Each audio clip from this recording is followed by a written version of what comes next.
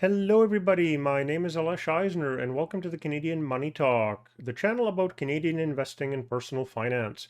Please like and subscribe.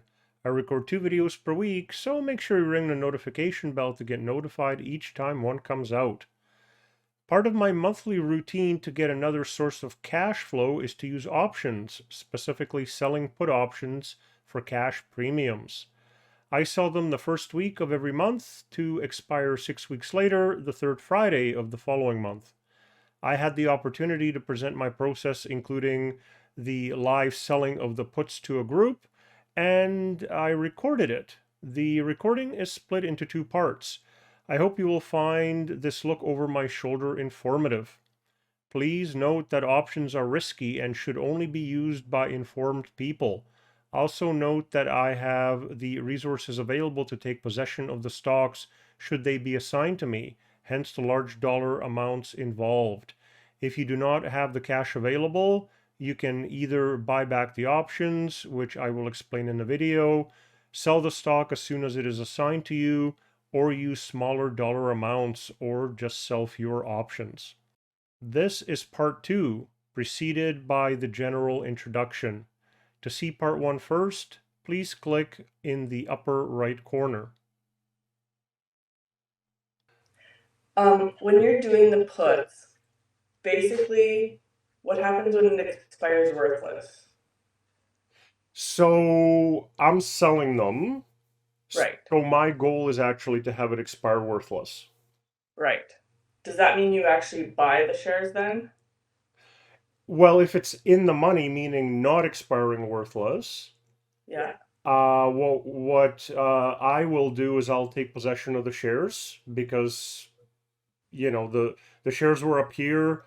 I sold the put with a strike price down here. I made cash right off the bat. If it went up, great, expired worthless. If it went down, it went down for uh to a price that I would have bought it at anyways, right. right? So basically, if you want to buy shares of that company, then this is a good way to do it.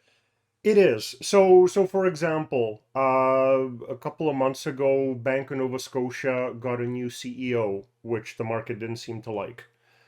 So I'm at the gym on my phone and I'm like, oh, Bank of Nova Scotia dropped 4%, let's say. When I get home, I'm going to buy Bank of Nova Scotia. But I already have a whole bunch of Bank of Nova Scotia, and I'm like, well, if you're just going to buy it outright, just sell a put, Yeah, exactly. Okay. right? You'll get cash for it. You'll get a slightly better price than it is today. And if it goes down further, well, if you had bought it outright, you would have held on to it anyways. At least that's my philosophy. And as a result, selling a put is a no-brainer. Yeah. Okay, so what you're going to see me do today, and it usually takes about 2 hours since you're the only one. I'll check in to see if there's anybody else, and if not, we'll just sort of Okay. we'll sort of end it. But do ask all the questions, and so what I do is I do it once a month. I do it 6 weeks out because during that time, the theta, the time value, drops the quickest. And so where I'm benefiting is with the theta decay. Right. So I don't do it 3, 5, 6 months or anything like that. It's just 6 weeks. I sell the third Friday of the month expiries.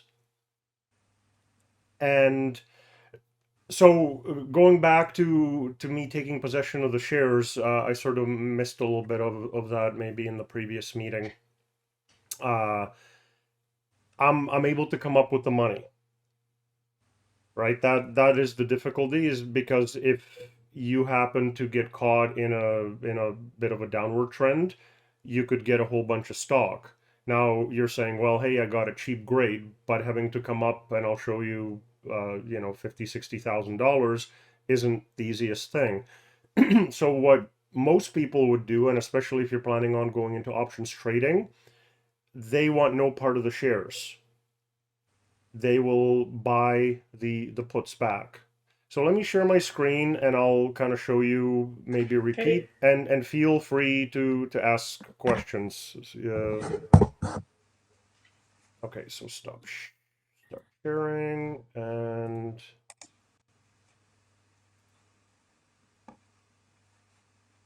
okay. So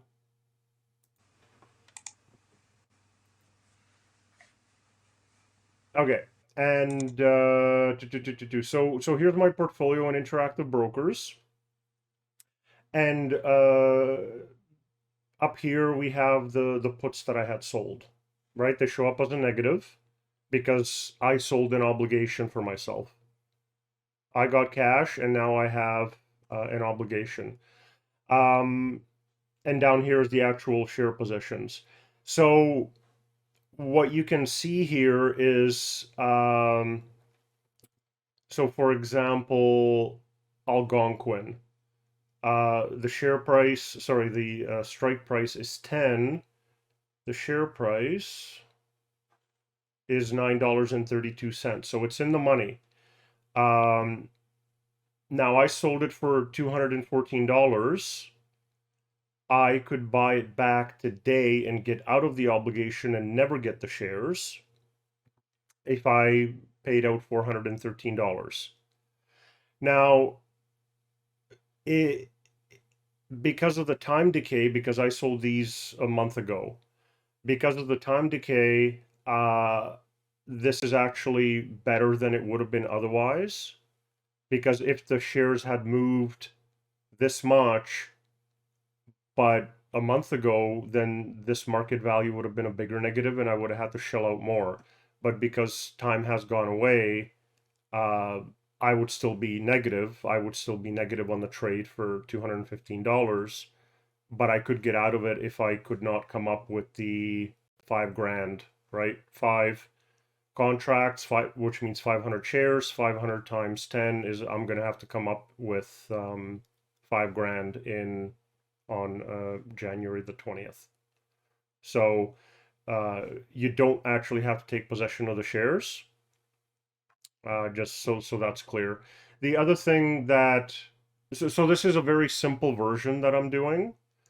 What uh, actual options traders do is that they don't leave themselves exposed, because what could happen here is Algonquin could keep going down and I would be obligated to buy it still at $10 a share, or I would be having to pay whatever the market value is, and of course that would keep increasing as the shares kept dropping. And so what real options traders will do is they want no part of the shares, but what they will do is they will also cover themselves by buying a put further down in price. So let's say I'm making this up at $9 strike price or $8.50 strike price, to prevent a catastrophe with Algonquin going to $5 and them still having to buy it for 10, or pay out a huge market value, which this option would take on as the price kept going down. So just to be clear, the if you didn't get that, I'm happy to repeat. The other thing I should mention, since you haven't set up your margin account and so on yet, is you're getting yourself educated. You're reading about this and all that, which I think is important. When you're filling out the forms for the brokerage in order to set up the margin account and get the permissions for the options. Um, the form will say, are you beginner, intermediate, or expert? If you say I'm a beginner, all they will let you do is sell covered calls on existing stock positions that you own. So you will not, for example, be able to do the put selling. Uh, so if you do feel, and I'll obviously fill out these forms truthfully, if you do feel that you're experienced enough with options and want to be able to do whatever you want and not have the brokerage save you from yourself, then put that you're an expert, and you'll be able to do anything. But of course, also harm yourself financially if you do bad things. So since you haven't set it up yet, be aware of that, because I filled out the forms and I said, yeah, I'm beginner or intermediate when I did it 2 years ago, and it didn't. They basically, I didn't have permissions to do most things, and then I had to do it again, fill out the forms again, and it just ended up being a huge hassle. So what I also do for myself, and you've seen this before, is I do track how I actually did, and so the column, what the result was, did it EW, expire worthless, or did I get assigned the shares? And like you can see that even if you get assigned the shares, you can still make money. So for example, for NPI, which is Northland Power, a utility company, renewable utility company, I promised to buy 200 shares at 39 bucks. And so I had to shell out $7,800, but the stock was just barely in the money. So I actually still ended up being positive on it, um, because I collected $257 there, and I was really in the red only by $12, I'm sorry, only by $12. Um, so the premium enabled me to be positive on the trade. Now you're saying, well, hey, but you had to come up with $7,800. But as I had said previously, you can just buy the option back, and therefore I would have still been positive on the trade. And that's what an options trader would do, is they don't want the shares, as I said, and they just want to to make the money off the option. So they get out of them usually 3 days before expiry, or more, when the time value has gone down. So let's keep moving. So that was Algonquin. Canadian Natural Resources, I think I already have.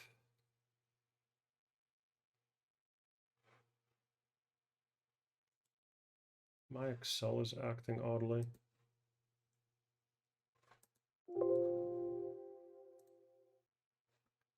Um, so I already have one there that I may be getting. So let's skip CNQ. Let's skip CNQ. And obviously I'm sort of just making decisions, right? Like Suncor's another one. Let's look at EFN. Where are you?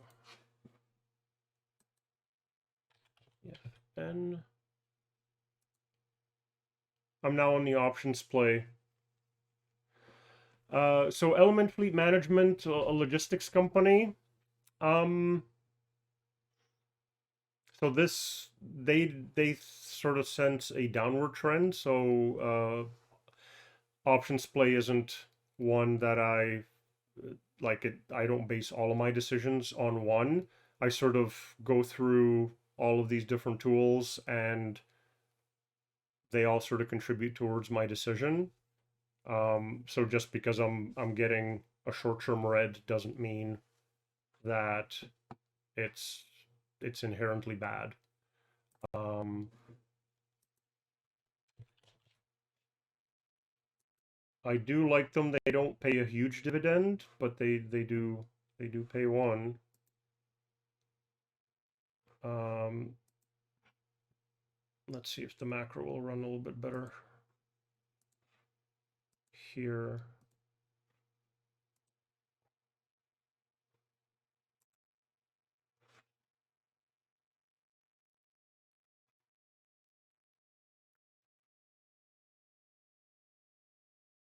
No, did I download it? There we go. I did.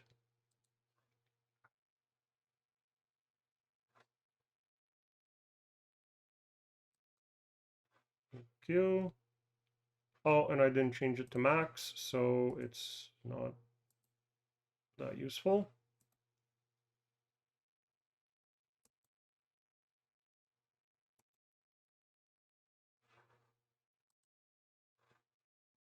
Okay.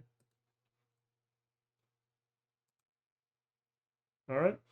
That time it worked.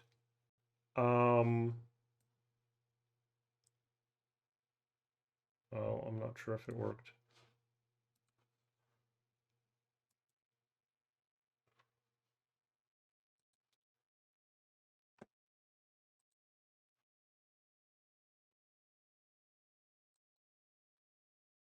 Okay, one more try here. Normally this...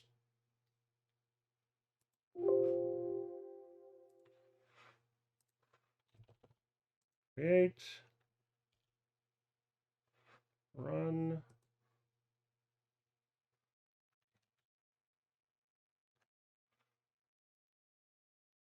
Okay, my macro's broken. I think that would be odd. Five reds. Oh, no, that's right. Actually, that is weird.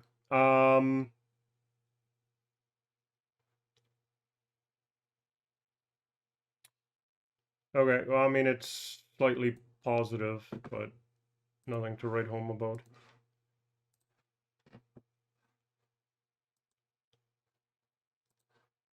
Okay, what are they suggesting?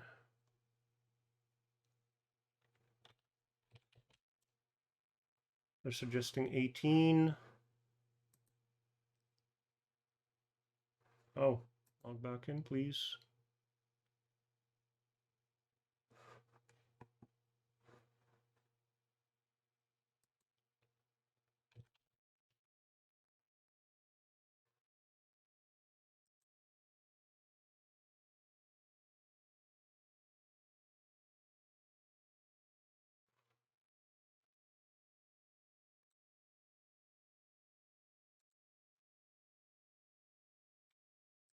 Go back here. EFN.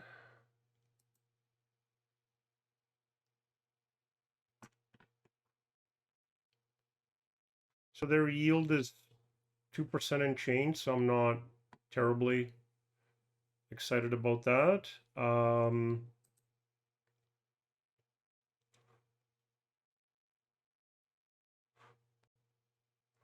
Analysts are still good with them.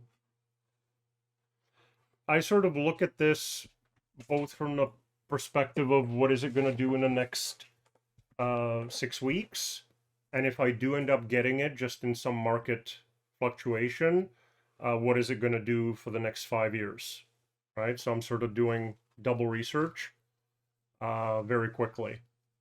Anyways, so, well, that's...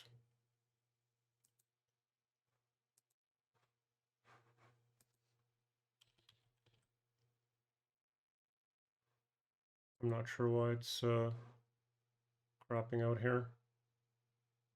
Okay, let's try this again.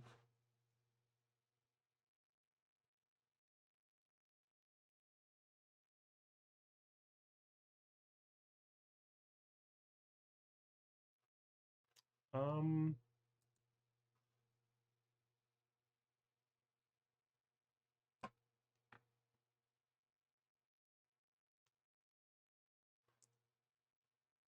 I'm having some strange issues with interactive brokers. Let's try it one more time. Options chain, please.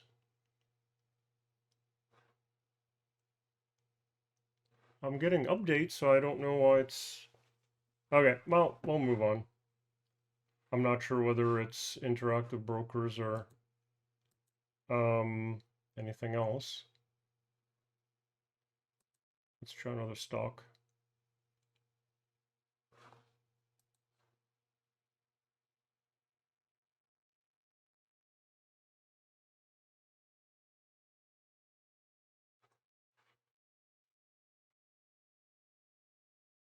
I don't know what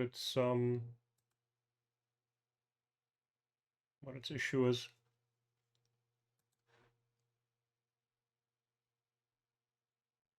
Let me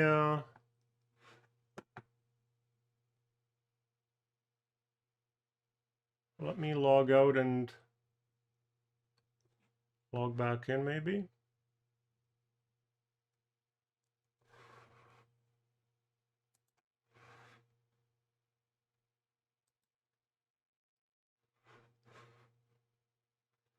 So is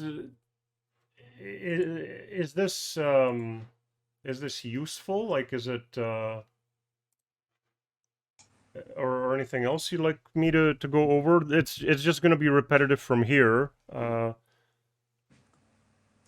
Yeah, I think this is just to be able to see it actually happen in real time is useful. When you're doing them, do you actually go into margin or no? Like, do you have to use margin, or you can just, if you do end up buying them, you just buy them outright? So excellent question. You would definitely want to have a margin account. Uh, you would definitely want to have a margin account. I think you pretty much have to in order to do options. So what I did when I set up this account is that I transferred in 600 grand worth of stocks from Qtrade, and then I started doing options.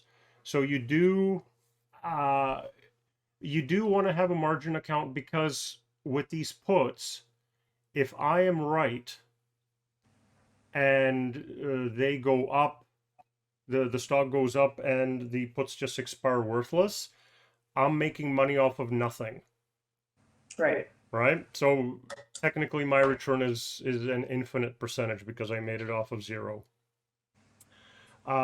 Obviously, in order to get a percentage, we're using the dollar amount at risk uh, to uh, to calculate the percentage. But what uh, what I would not want to do is to transfer in, five, 10, $40,000 in cash in order to be able to sell these puts in order for it to be covered. So the puts are covered by the margin. It's this excess liquidity up here that's my safety. I do have, I think, like 160 grand worth of debt that I owe from buying all these stocks using the options. Um, but yeah, I wouldn't want to take money out of my HELOC, pay now like 6 or 7% interest, and transfer the money in here in order to be able to sell these puts because Right. I may never have to come up with the money. And what if you do have to? Well, then it just goes here, right? Oh, okay. Yeah, that's what, yeah, perfect. Um, you have I owe 159,000. My buying power is a million. Um, but once you start getting close, then you start getting emails. Right. Let's just say. What about the interest on the borrowed?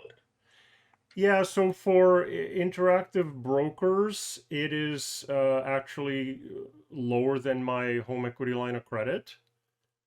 To the point that when I first transferred the stock in, I actually pulled out a whole bunch of money and I paid off my home equity line of credit.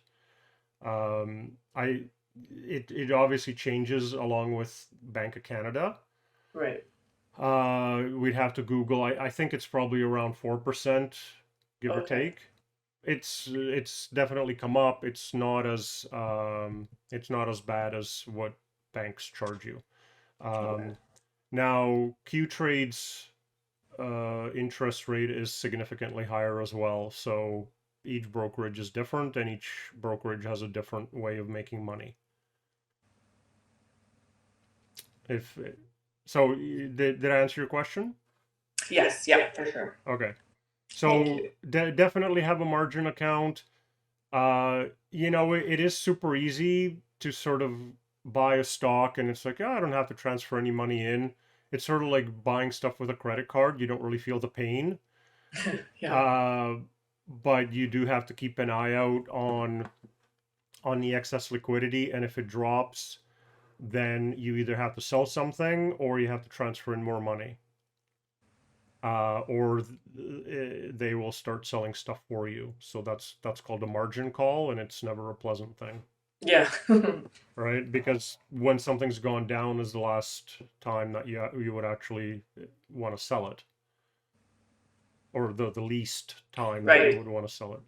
Okay, so moving on. So we weren't able to make any headway with. Well, let's try EFN again if my logging out had done something.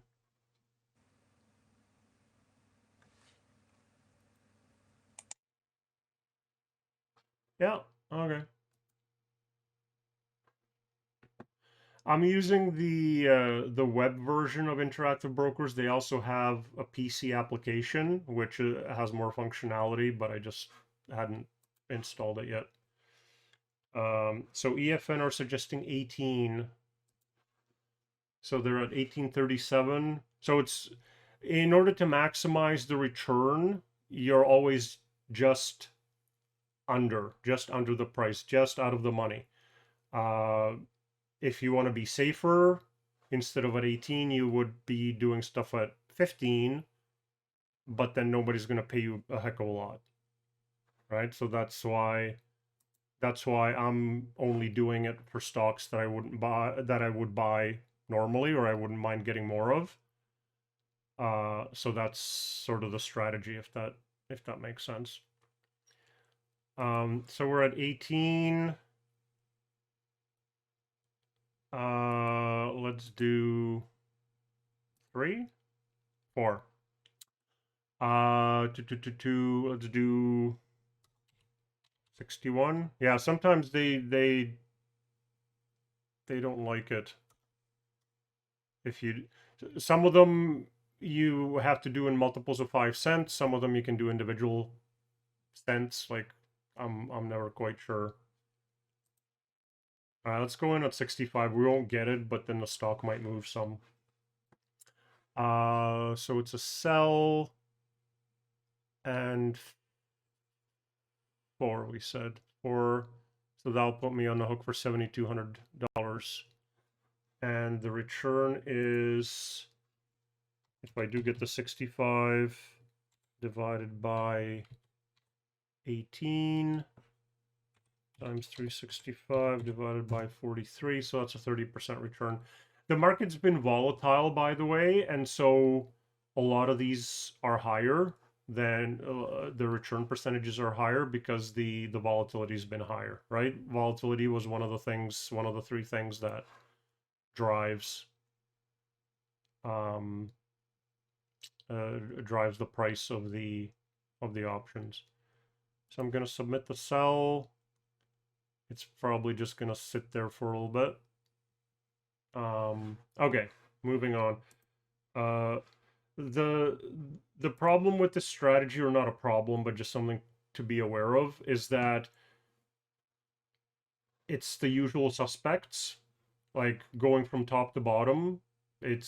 Because the highest volatility ones will get the highest returns, and so they're going to be at the top. And so if I start at the top, I'm always getting the same ones. Um, let me move down a little bit.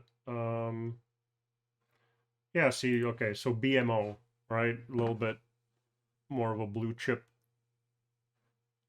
So let's check out BMO. Where are we?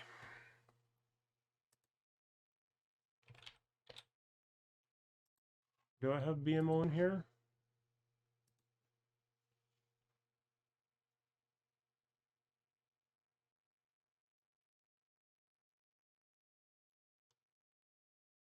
Nope.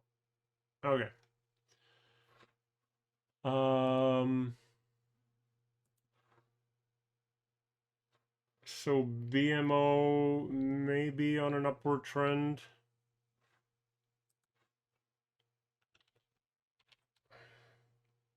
$125. So I usually try to be on the hook for $5,000 to $10,000 per option.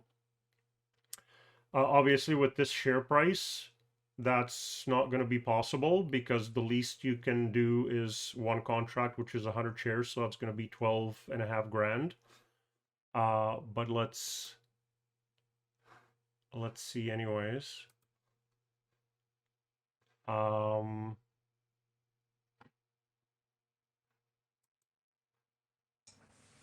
Do you just do Canadian traded stocks? yes, yes. For multiple reasons. And by the way, options traders seem to prefer American because there's better liquidity. Right, I've noticed that with lots of Yeah, traders. yeah.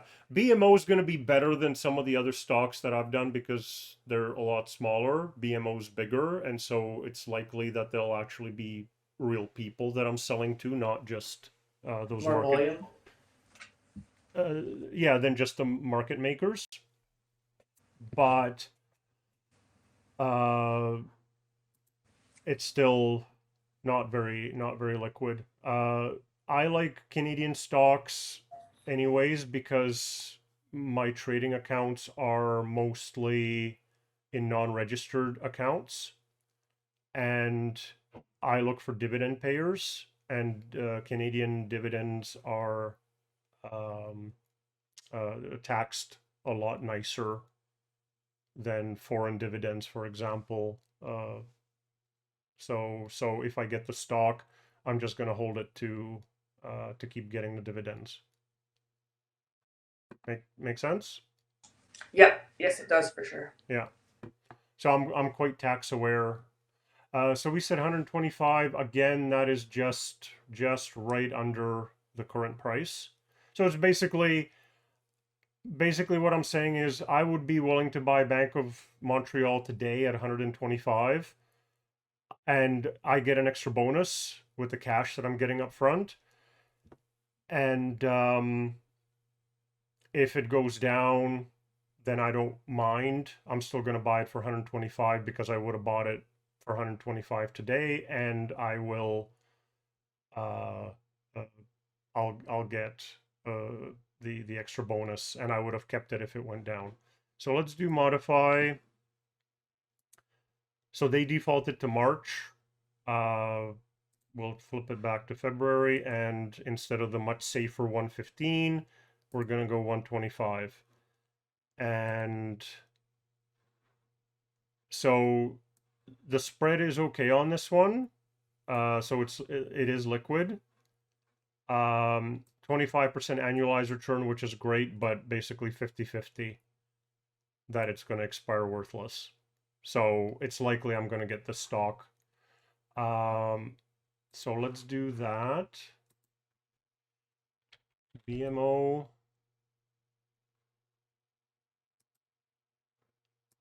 chain. 43 days out. Yeah, there's still a spread between the buy and the sell, but because we're talking about $3. So the way this is going to work is I'm going to do 100 shares. So I'm going to get I could get $325 right now. I'm going to put it in at $3.35. So in between the buy and the bid and the ask. It's definitely just going to be the one. And we're going to put it in at, let's do 330.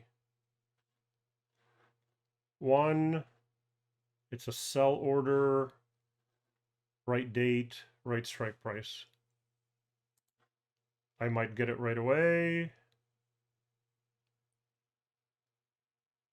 No. All right. Okay. All right, let's go.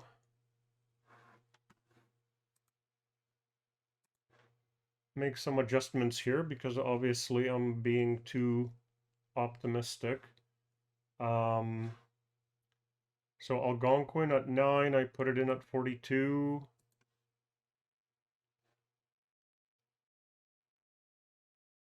Come on.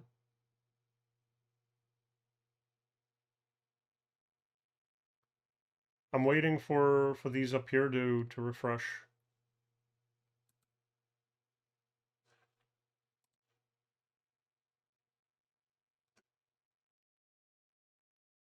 So I put it in at 41. Now they refresh for some reason.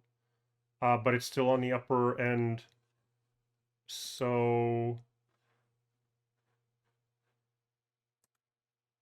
let me try again. Modify. Okay, now they're there. I'll put it down to 39. Just quick check-in. 39 divided by, what are we at? 9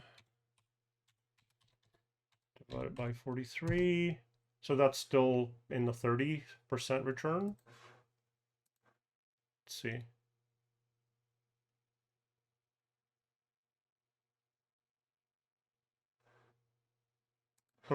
Okay. The new flyer I'm not that excited about. I'll check in on it, but I'm likely just going to leave it.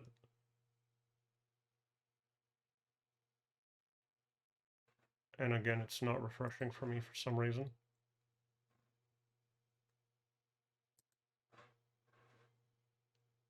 See, so it's new flyer has gone up today, and so I'm now out of the range. Right? I need to bring it down to be between 32 and 40 cents.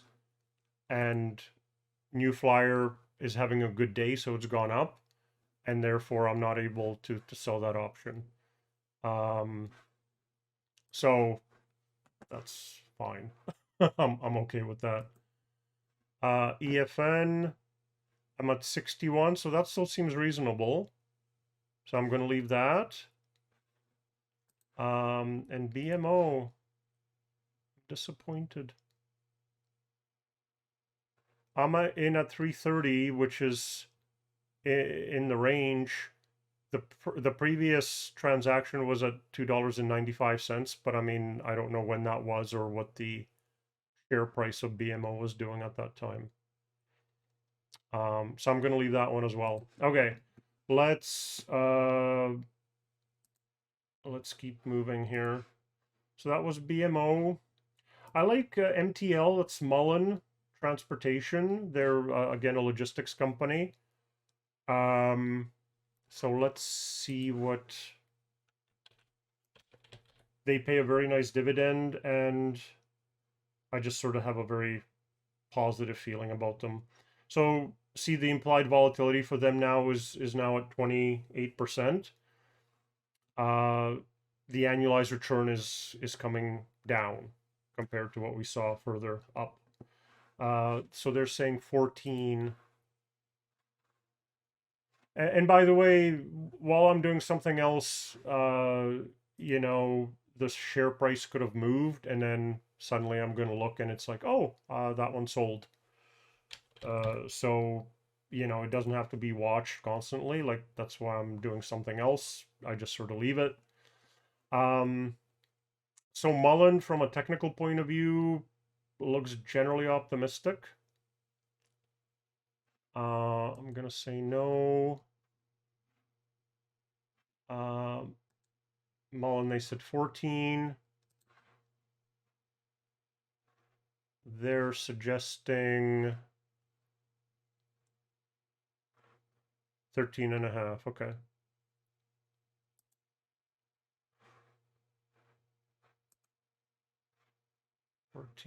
And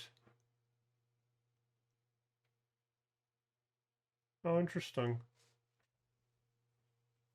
So that one is actually a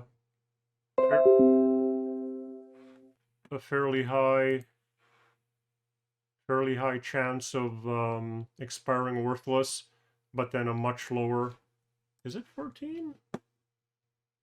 Yeah, it's 14. Okay, something else. The BMO hit. I feel like a gambler. I hit the jackpot. So I sold 2 of them now.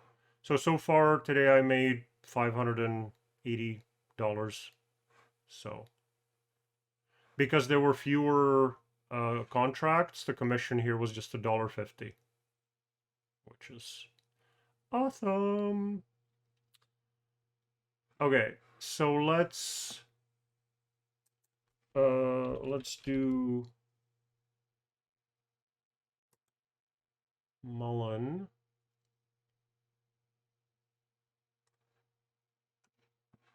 Um,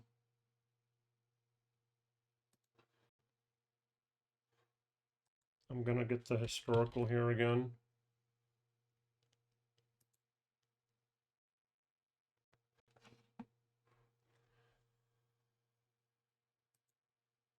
One of the other tools I use, let me just show you, I hadn't done it today, maybe you've seen it the previous time, is I use RSI and MACD, which are technical indicators. They're called momentum indicators. RSI, if it's this one's showing us 50. If it's under 30, then it's oversold, and if it's over 70, then it's overbought. So that's smack in the middle. So that's not really helpful. And the MACD is you just have 2 averages, and when the purple crosses the one is shorter term, the other one is longer term. The purple is the shorter term, and the orange or whatever is longer term. And when the purple crosses to the upside of the orange, then that's a positive indicator. So you can see it had been going down. The purple crossed down, which is a negative indicator, and then it's going to cross. If it keeps going up, it's going to cross to the positive, which is a positive indicator, meaning that it's gone up, the share prices. So I'm sort of getting a good positive out of that one. So like I said, a whole bunch of different indicators, but none of them are conclusive because they sort of look at what the past has been. So let's look at Mullen.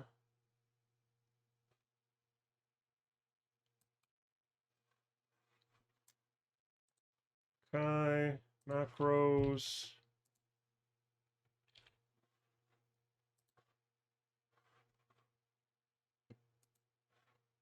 Mullen. So January and February is what we're interested in. And so not there, those 2 months historically aren't great. Obviously, there's all sorts of reasons why maybe those months aren't great. And then April was outstanding for some reason. So it is what it is. Same with December. It's just an interesting thing. And again, I wouldn't base very much on it alone. But just because I like Mullen, let's put in something here. So options chain. Notice Mullen has far fewer expiry dates, right? Basically every third Friday is all it has because it's not a huge company, while BMO or one of the previous ones had an expiry every Friday. And what was it again? 14? 14. Okay. So it's a little, if I wanted a better return, I could go 1450. Live dangerously, right? So it's a sell February. What do we want to do? 3 is going to be about 5,200. Let's do 4. And notice the big spread here, right? Not liquid. Like the market maker, if you absolutely wanted to buy this right now, you would get it for 33 cents. Sorry, if you wanted to sell it right now, you could sell it for 33 cents. So they give liquidity to these infrequently traded stocks. Well, they're options. But you may be able to transact. You may not be able to transact at the price that you want, though. So I'm gonna put in what, 38. See here, it doesn't mind pennies. I don't know. I don't know exactly how they determine that. February 1450. Submit the order. Nope. Okay. Sometimes it gets filled right away. That's why I pause. Okay. Mullen. Pembina, Pipeline, Emera. Actually, I think I sold Emera. I should take it off my list. TD. Do I have TD in here?